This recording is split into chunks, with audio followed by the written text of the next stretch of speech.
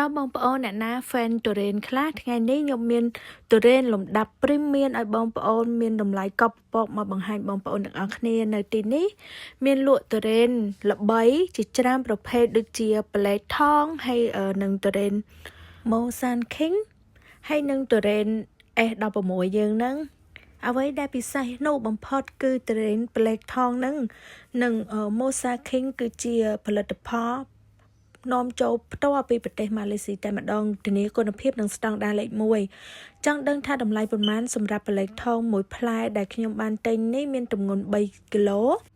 គឺ$212ក្នុងមួយផ្លែលើតម្លៃហើយញាក់សាច់បន្តិចមែនតោះឥឡូវបងប្អូនយើងមកមើលសាច់នៅខាងក្នុងនិងភ្លក់ទាំងអស់គ្នា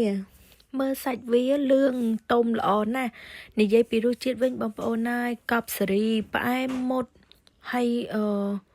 រសជាតិឈ្ងុយឆ្ងាញ់កប់ច្រមុះអញ្ចឹងណាបងប្អូនហើយរសជាតិរៀងល្វីងចុងបន្តិចអាហ្នឹងដែលរសជាតិប្លែកថងគឺរសជាតិបែបនេះអញ្ចឹងណា